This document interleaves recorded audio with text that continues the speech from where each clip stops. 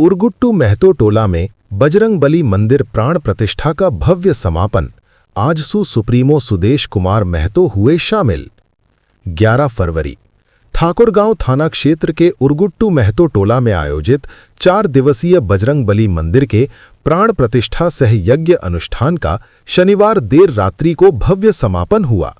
बुधवार सुबह मिली जानकारी के अनुसार समापन अवसर पर आजसू पार्टी के सुप्रीमो सुदेश कुमार महतो विशेष रूप से पहुंचे।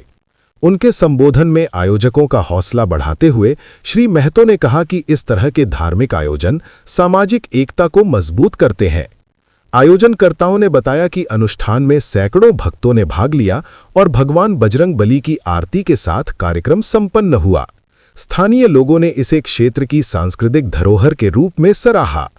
मैं अपने परिवार के सारे सदस्यों का आभार व्यक्त करता हूं कि जो इनका भक्ति और जो ऊर्जा आप में है किसी काम को करने का, क्योंकि लोगों में केवल क्षमता मात्र होने से निर्माण नहीं होता, क्षमता के साथ साथ इच्छा शक्ति और उसे पूरा करने की तत्परता ये कहीं कहीं कुछ जगहों पर दिखाई देती है।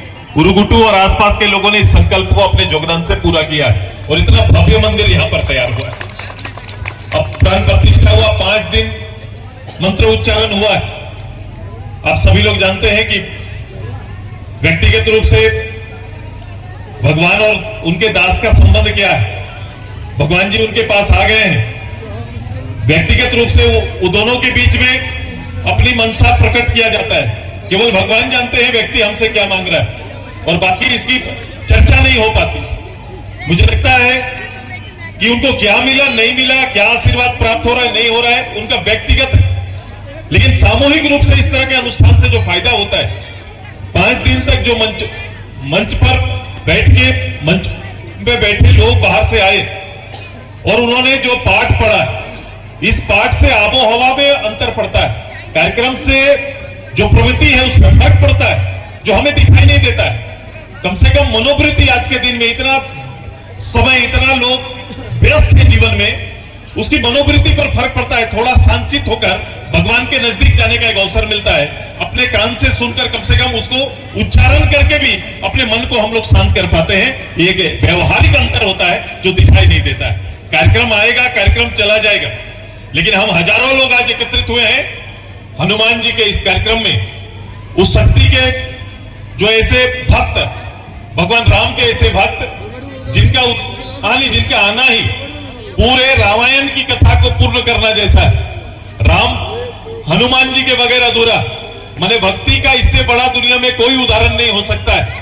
तो भक्ति के उदाहरण को भक्ति माँ बाप का हो सकता है, भक्ति परिवार का हो सकता है, भक्ति काम के प्रति हो सकता है, और ये आपने दिखाया। मैं पहले मनोज जी को और इनकी टीम को उनकी भक्ति के लिए धन्यवाद देता हूं, क्योंकि इनका भक्ति ये था कि मुझे हर हालत पर, समय पर इन काम को पूरा करना है। अब 8 महीना में मंदिर और इतना भव्य मंदिर तैयार हो जाए, ये कल्पना किया जा सकता है, सोचा जा सकता है, लेकिन किसी मिस्त्री को जब ये काम देते हैं, डिजाइनर को काम देते हैं, तो बोलते हैं भैया 1 साल तो लगेगा। मैं जब देख के गया और आज मैं आ रहा हूं उसी मंदिर का उद्घाटन करने, खुद को विश्वास नहीं हो रहा है। तो ये संकल्प है और ये ईश्वरीय संकल्प है, भगवान का संकल्प है कि इस काम को पूरा हम लोग कर पाए। मेरी मनोइच्छा है कि मैं एक सामाजिक कार्यकर्ता, राजनीतिक कार्यकर्ता के रूप में आज आपके बीच में मेरे होने का, मेरे आने का, निश्चित रूप से हर लोगों में अपना अपना सोच हो सकता है कि भैया आज आए तो मेरे आने का, मेरे जीवन का, मेरे सामाजिक जीवन का, राजनीतिक जीवन का, जो भी मेरा जीवन में कमाया हुआ है, जो भी सम्मान है, ये सम्मान मैं वापस आपको अर्पित करता हूं और इस उम्मीद के साथ कि भविष्य में आपके साथ, आपके इस पूरे समूह के साथ, आसपास के लोगों के साथ आपकी जरूरतों पर, आपकी भक्ति पर और आपके शक्ति के साथ खड़ा होने का हमेशा अवसर में आपके बीच हम बने रहेंगे।